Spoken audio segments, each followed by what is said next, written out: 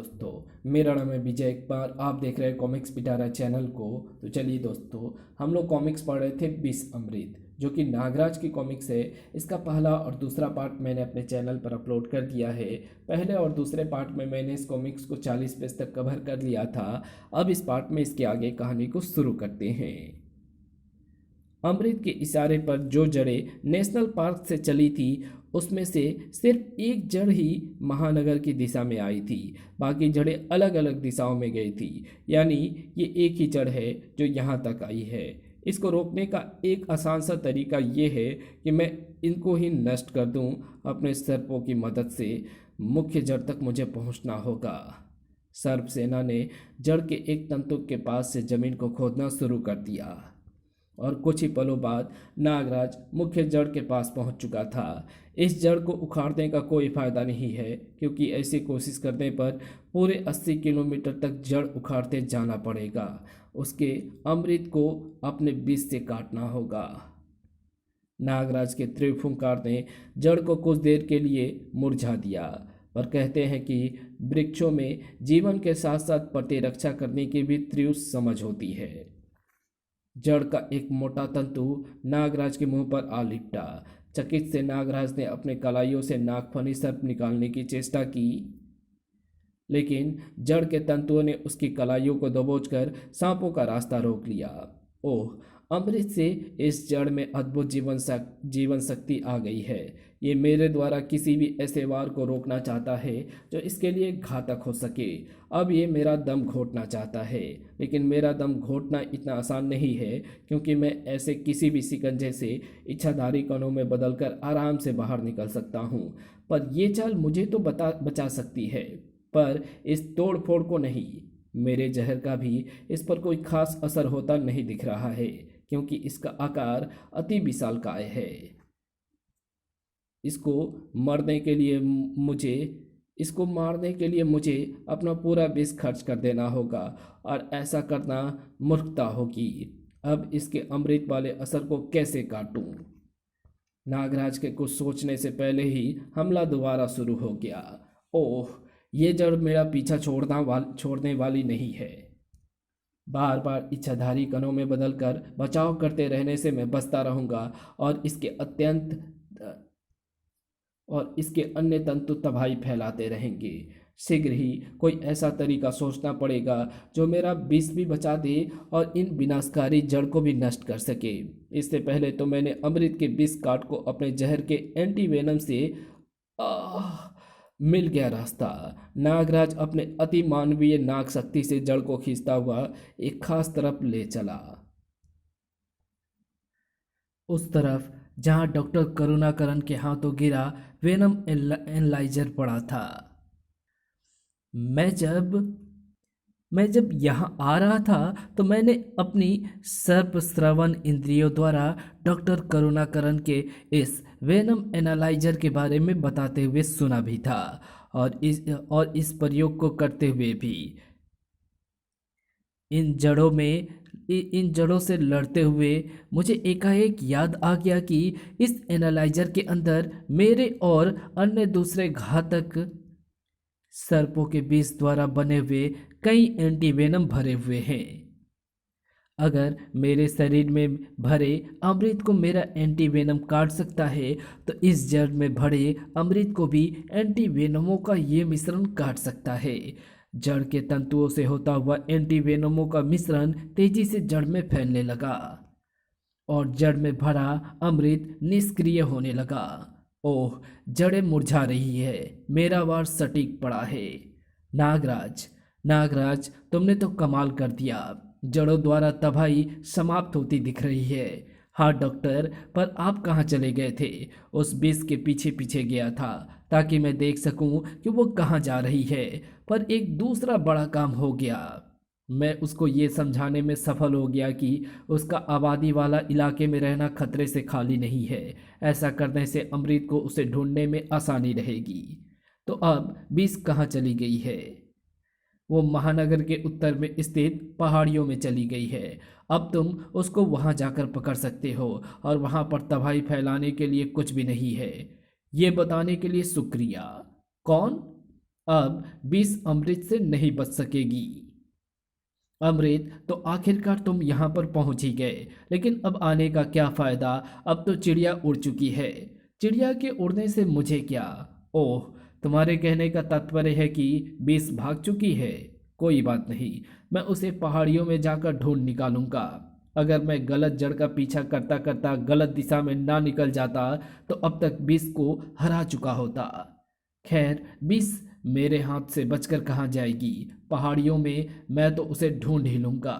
इतना आसान नहीं है अमृत, वे पहाड़ियाँ काफी टेढ़ी मढ़ी इतना आसान नहीं है अमृत, वे पहाड़ियाँ काफी टेढ़ी मेढ़ी और ऊंची नीची हैं। साथ ही साथ वहां पर छिपने के हजारों स्थान हैं। तुम मेरी मदद के बगैर भी इसको कभी ढूंढ नहीं पाओगे, और मेरी मदद पाने के लिए तुमको अपना असली मकसद बताना होगा। फिर वही बात, तुम मानो अपने आप को बहुत महान समझते हो। सोचते होगे कि अगर मानो ना हो तो दुनिया कैसे चलती। मैंने कहा था ना कि मैं तो मृत्यु तक से काम करवा लेता हूँ। अब मैं वही करूँगा। तूने जड़ों को तो रोक लिया, पर उनको रोक नहीं पाएगा। खैर, पहले तो विष के इस विनाश को निष्क्रिय करना होगा। अमृत ने अपने दोनों हाथों से अमृत लहरें छोड़नी शुरू कर दी, और नागराज तथा डॉक्टर करुणाकरण की आंखों ने एक विचित्र दृश्य देखा। कमाल है, 20 के जहर से मृत हो चुके लोग फिर से जिंदा होकर खड़े हो रहे हैं, और वो गली इमारत भी फिर से अपने वास्तविक रूप में आ रही है। कमाल की शक्तियां हैं इस अमृत में। लेकिन इस बार इसका अमृत कुछ अलग प्रकार का है डॉक्टर, क्योंकि मुझे फिर से भीषण कमजोरी का एहसास हो रहा है।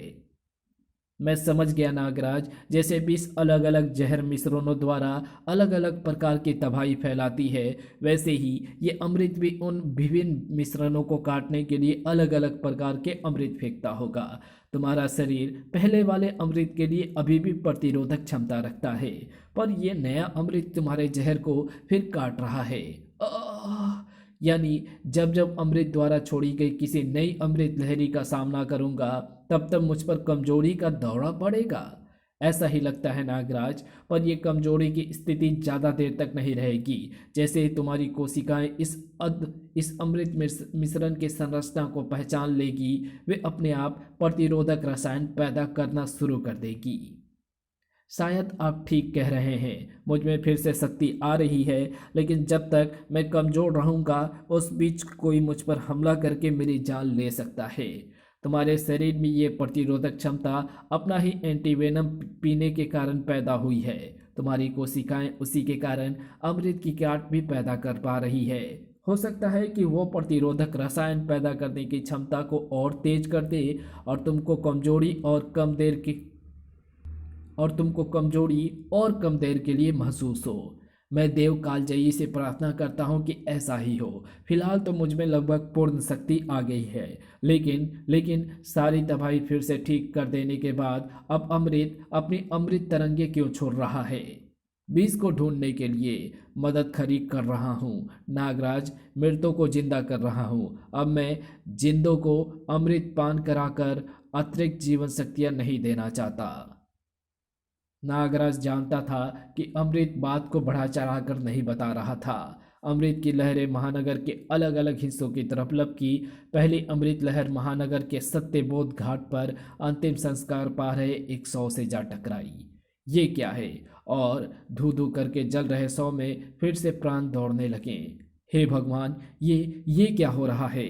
कलयुग है, शैतान का राज है, भगवान का नहीं। भागो! इससे ही कुछ मिलती जुलती घटना गोरा कब्रिस्तान में भी घटने जा रही थी। ये तूने क्या किया मूर्ख? नई कब्र खोदने के स्थान पर एक पुरानी कब्र खोद दी। यहाँ कोई पत्थर वगैरह लगा होता तो पता भी चलता। खैर, गलती हो गई, इसे भरकर दूसरी कब्र खोद। अरे, ये क्या है? अमृत लहरें उस खुदी हुई कब्र से निकले सड़े गले शव को भी जीवन प्रदान कर चुकी थी। पूरे महानगर में भय और आतंक फैल रहा था। सड़क पर कुचली पड़ी एक कुत्ते की लाश का एकाएक जिंदा हो उठना और भला क्या असर डालता? मृतों को जिंदगी प्रदान की जा रही थी, सिर्फ एक मकसद के लिए। और ये मकसद था बीस की खोज। बस अब बीस नहीं बच सकती, चारों तरफ से घेर लूंगा मैं उसे। इस बार मेरा रास्ता मत काटना नागराज, वरना मैं सिर्फ जीवन देता ही नहीं, छीन भी लेता हूँ। ये जा रहा है, इसका पीछा करो नागराज। नहीं डॉक्टर, ये तो ना जाने कहाँ कहाँ भटकेगा, मुझे इससे पहले बीस तक पहुँचना है। फिर तुम क्या करोगे? अभी तय नहीं किया है डॉक्टर करुणाकरण। फिलहाल तो मुझे ये पता लगाना है कि मृत्यु को जिंदा करने से अमृत का क्या तात्पर्य था। मैं अपने जासूस सर्पों से पूरे महानगर की रिपोर्ट लेता हूँ। नागराज अपने जासूस सर्पों से मानसिक संकेत प्राप्त करने में जुट गया और अगले ही पल वो चौंक उठा। मुझे तुरंत जाना होगा डॉक्टर करुणाकरण। अमृत ने सचमुच कुछ मृतों को जीवित कर दिया है और वे शायद बीस की तलाश में पूरे महानगर में आतंक और तबाही फैला रहे हैं। नागराज तुरंत एक दिशा में रवाना हो गया। खतरे के मानसिक संकेत कई स्थानों से आ रहे हैं। मैं किसी एक दिशा में नहीं जा सकता। मैं फिलहाल उधर ही जाऊंगा जहां खतरे के सबसे तीव्र संकेत आ रहे हैं। खतरे के सबसे तीव्र संकेत महानगर के इस इलाके से आ रहे थे। बेस इस दिशा से आ रही है उसके जहर की गंध। हाँ। जलते शव के उस दिशा में बढ़ते कदमों को नागराज ने और तेज कर दिया। मुझे यहाँ पहुँचने में थोड़ी देर हो गई, पर मैं इसको और तबाही नहीं करने दूंगा। धाड़। अमृत ने इसमें जीवन शक्ति भरी है, यानी इसकी अमृत रूपी जीवन शक्ति को मेरा विष काट सकता है। फू। नागराज ने अपने तीव्र विस्फुंकार का वार जलते शव पर किया और शव लड़खड़ा उठा। लेकिन उसने जो अगली हरकत की, उसकी नागराज ने कतई उम्मीद नहीं की थी। फर्र। आह! ये अग्नि फुकार अमृत ने इसमें जीवन के अलावा और भी शक्तियां भर दी है। मेरा शरीर जल रहा है और इस फुंकार में मौजूद अमृत मिश्रण के कारण मुझ पर फिर से कमजोरी छा रही है। इस आग को बुझाना होगा जल्दी से जल्दी। नागराज ने जमीन पर लौटकर आग बुझाने की कोशिश की, लेकिन ओह, आग ऐसे नहीं बुझ पा रही है। पर इसको बुझाने का एक और तरीका मेरे पास है। कोई भी आग बगैर ऑक्सीजन के नहीं जल सकती। मैं अगर अपने आप को अपने ही विस्फुंकार के घेरे में ले लूं तो वायु में मौजूद ऑक्सीजन का संपर्क मेरे शरीर से टूट जाएगा। फू। और आग बुझ जाएगी। बुझ गई आग, लेकिन इतनी देर में वो जलता शव कहाँ चला गया? सड़क पर उसके पैरों के निशान हैं। जलते पैरों ने तारकोल में गड्ढे कर दिए हैं और ये गड्ढे पहाड़ियों की तरफ जा रहे हैं, यानी बीस की तरफ। मुझे इसको रोकना होगा, वरना अगर कहीं इसने विष को ढूंढ निकाला तो इसके जरिए अमृत तुरंत ही विष तक पहुंच जाएगा। और अगर इस वीराने और अगर इस वीराने में भी विष अमृत का युद्ध हुआ तो महानगर वासियों पर कुछ ना कुछ तो असर आएगा ही। मुझे इस युद्ध को रोकना होगा और जब तक संभव हो इस युद्ध को टालने की कोशिश करनी होगी। और इसके लिए विष को अमृत से दूर रखना होगा। अमृत को विष का पता नहीं मिलना चाहिए। जलते शव के पैरों के निशान का पीछा करते नागराज ने जल्दी जलते शव को फिर से ढूंढ निकाला। फू। वो रहा। मेरी विष फुंकार एक बार इसको बेदम कर चुकी है तो दोबारा भी जरूर करेगी, पर इस बार मैं फुंकार तब तक छोड़ता रहूंगा जब तक इसका अमृत पूरी तरह से निष्क्रिय ना हो जाए। अरे ये क्या? अपने ऊपर अगर अपने ऊपर पड़ी परछाई से सतर्क होकर नागराज तुरंत इच्छाधारी कणों में बदल नहीं जाता तो उसका शरीर अपने आप उस चट्टान के नीचे पिसकर चटनी बन जाता। नागराज के संभलने में 3 पल बीत गए और वे पल बीतते ही नागराज अपने असली स्वरूप में आ गया। ओह, बाल बाल बचा, और ना ये चट्टान ठीक मुझ पर ही क्यों गिरी? अगले ही पल नागराज को जवाब मिल गया। आह! एक और मृत जीवित प्राणी। अब समझा कि ये चट्टान संयोग से मुझ पर नहीं गिरी, बल्कि इसे जानबूझकर मेरे ऊपर गिराया गया था, शायद उस जलते मुर्दे को मेरी विष फुंकार से बचाने के लिए। पता नहीं अमृत ने ऐसे कितने मृतों को जीवित किया हुआ है। अचानक नागराज को चुप हो जाना पड़ा, क्योंकि हमला दो तरफा हो गया था। फू। ओह, अब जलता मुर्दा भी मुझ पर टूट पड़ा है, पर क्यों? खैर, कारण बाद में सोचूंगा, पहले तो इन दोनों का इंतजाम किया जाए। ये दोनों ही मेरे तीव्र विस्फुंकार का स्वाद चखकर बेदम हो जाएंगे, लेकिन फुंकार का प्रयोग करने का मौका तभी मिलेगा जब इनका वार करना रुकेगा। वैसे ये काफ़ी आसान लगता है, क्योंकि एक मिट्टी फेंकता है क्योंकि ये शायद कब्र से निकला है, और दूसरा आग क्योंकि ये चिता से निकला है। आग और आग तथा मिट्टी एक दूसरे के दुश्मन होते हैं। मिट्टी आग को बुझा देती है और आग मिट्टी को दहका देती है। अब बस इन दोनों को ऐसी स्थिति में लाना है कि मुझ पर वार करते समय ये एक दूसरे के सामने रहें। ऐसे अब ये जब भी मुझ पर एक साथ वार करेंगे तो मैं वारों के रास्ते से हट जाऊंगा और इन दोनों के वार एक दूसरे को ही बेदम कर देंगे। और अब जब ये दोनों बेदम है तो मैं इनका अमृत काट कर इनको फिर से इनके वास्तविक मृत रूप में ले आऊंगा। अपने तीव्र विस्फुंकार को तब तक इन पर छोड़ता रहूंगा जब तक इनका अमृत नष्ट नहीं हो जाता। तभी वो खच आ! नागराज को ये पता नहीं था कि अमृत ने 2 से ज़्यादा मृत प्राणियों को जीवन प्रदान किया हुआ था। ओह, ये मृत कुत्ता मुझे काटने के बाद भी नहीं गला, यानी इसके शरीर का अमृत इसे बचा रहा है।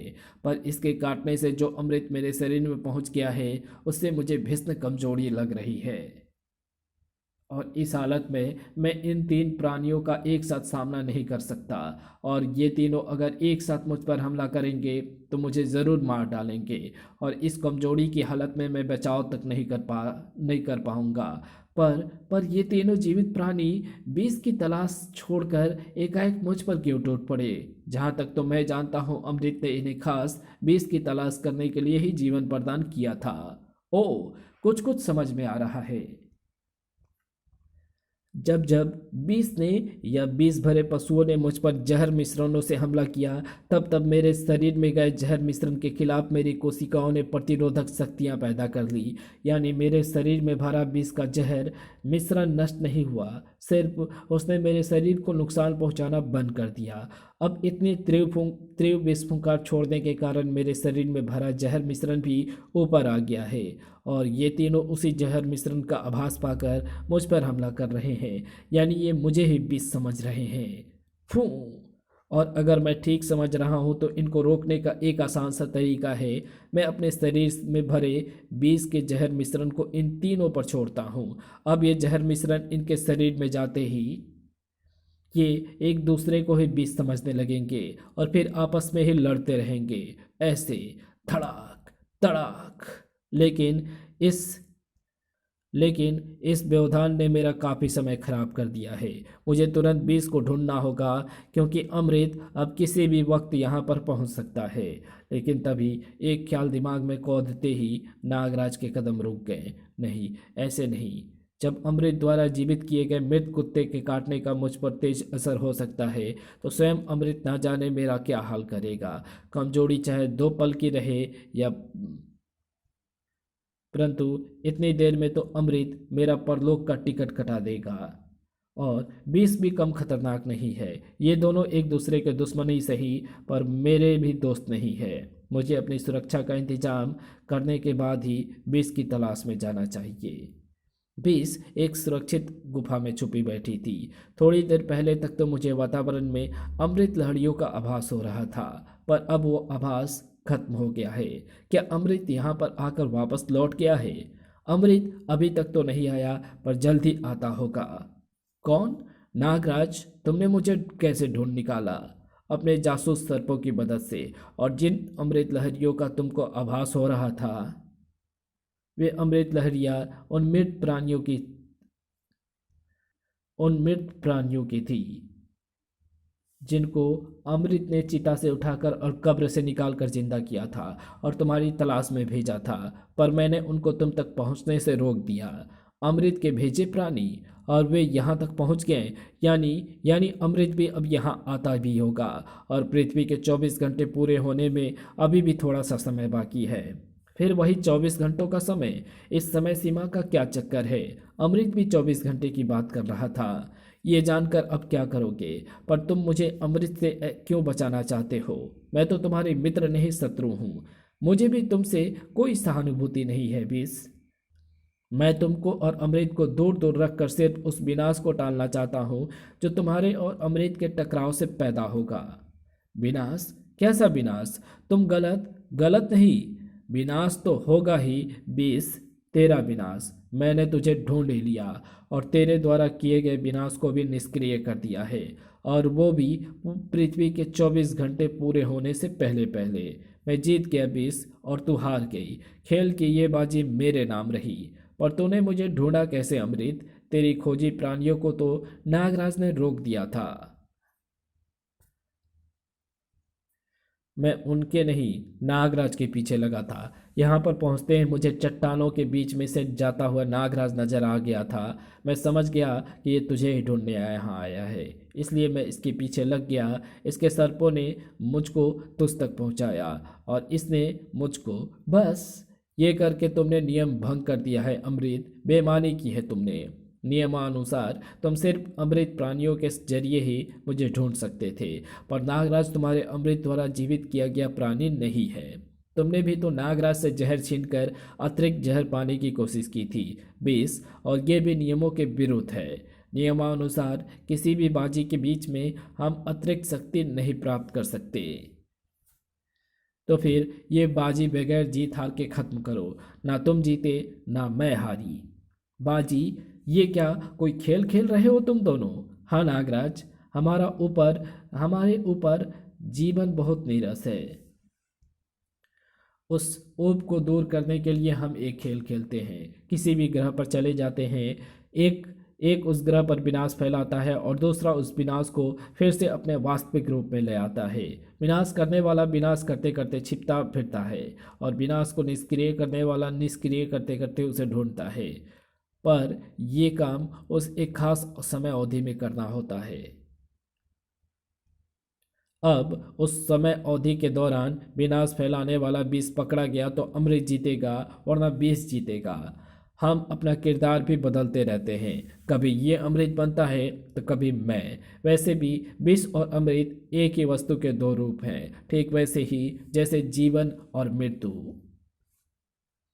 तुम ये सारा विनाश और पुनर्निर्माण सिर्फ एक खेल के लिए करते रहे।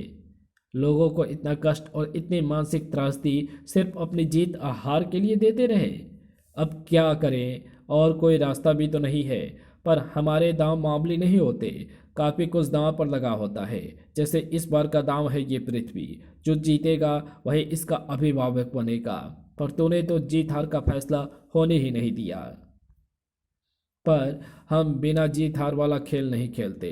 इस खेल का फैसला तो होगा ही होगा, और इसका निर्णायक बनेगा तू। अब तू जिसे चाहे वही इस पृथ्वी का स्वामी बनेगा। हम तेरे दाएं अंग में अमृत और बाएं अंग में जहर भर देते हैं। फुर्र। आह! अब तो जिसे चाहे स्वीकार कर ले और जिसे चाहे अस्वीकार। जिसे तू स्वीकार कर लेगा वही ये बाजी जीतेगा। तो अब तक हमारे वारों से बचता आया है। जरूर तेरे शरीर में प्रतिरोधक शक्ति पैदा होती रही होगी, पर इस बार के मिश्रणों का प्रतिरोध प्रतिरोध कर सकने वाली व्यक्ति पर इस बार के मिश्रणों का प्रतिरोध कर सकने वाली शक्ति पूरे ब्रह्मांड में नहीं है। आह, मैं चुनूं तो किसको? जितनी विष खतरनाक है उतना ही अमृत खतरनाक है। पृथ्वी आह, पृथ्वी इन दोनों में से किसी के हाथों में सुरक्षित नहीं है। ओह, मेरे होश गुम हो रहे हैं। जल्दी सोच नागराज, जल्दी। तेरे पास सिर्फ 5 पल हैं। फिर या तो मेरा विष तुझे मार देगा या अमृत का अमृत। जल्दी सोच। लेकिन नागराज 5 पलों तक यह निर्णय नहीं ले पाया और उसका तड़पता शरीर शांत पड़ गया। ये तो मर गया। चलो फिर से खेल शुरू करते हैं। अब तो ये खतरा भी टल चुका है। हाँ, ये था तो बहुत खतरनाक। मुझे तो कभी कभी ये डर भी लग रहा था कि अगर इसने हम दोनों की उंगलियां आपस में मिला दी तो विपरीत शक्तियां मिलने से पैदा होने वाली ऊर्जा हमको अपने आप हमारे ग्रहों पर वापस भेज देगी। ये बताने के लिए धन्यवाद विष और अमृत। मैं ऐसे ही किसी गुप्त बात के पता लगाने का इंतजार कर रहा था। नागराज, तू तू तो उधर उधर मरा पड़ा है। वो मैं नहीं, मेरी केंचुली है जिसके अंदर भरी हुई मेरी सर्प सेना उसे मेरे मानसिक संकेतों के अनुसार चला फिरा रहे हैं। मैं तो गुफा की छत पर चिपका ये सारा घटनाक्रम देख रहा था। खेल खेलना सिर्फ तुम दोनों ही नहीं, हम भी जानते हैं। आह, हम अपने ग्रह की तरफ वापस रवाना हो रहे हैं नागराज। तो हमारे साथ चाल चल गया। तेरी केचुली का चलने के साथ साथ बोलना भी हमको बेवकूफ़ बना गया। पर तेरी केचुली बोल कैसे रही थी? वो मेरी केंचुली नहीं, मैं ही बोल रहा था। हमारी पृथ्वी पर एक कला होती है जिसको हम वेंट्रीलोक्विज्म कहते हैं, यानी आवाज़ फेंक सकने की कला। उसी कला का प्रयोग करके मैं ऐसे बोल रहा था ताकि मेरी आवाज़ मेरी दिशा से नहीं बल्कि मेरी केंचुली की तरफ से आती सुनाई दे। अब पूछने का क्या फ़ायदा है मूर्ख बीस। अब तो हम वापस वहीं जा रहे हैं जहाँ से आए थे, और नियमों के अनुसार अब हम पृथ्वी के 100 सालों तक यहाँ नहीं आ सकते। बिस और अमृत चले तो गए थे, पर अपने पीछे कुछ सवाल भी छोड़ गए थे। चलो, यानी पृथ्वी पर कम से कम अगले 100 सालों तक सुरक्षित है। पर तब क्या होगा जब पृथ्वी वाले बिस और अमृत को भूल चुके होंगे और 100 साल बाद फिर वापस आएंगे। इसी के साथ ये कहानी यहीं समाप्त होती है। तो आपको ये वीडियो कैसी लगी? अगर आपको ये वीडियो पसंद आई हो तो इस वीडियो को लाइक शेयर कमेंट ज़रूर कर देना। चैनल पे नए हो तो चैनल को सब्सक्राइब कर ऑल नोटिफिकेशन को सिलेक्ट ज़रूर कर लेना। Thanks for watching my videos.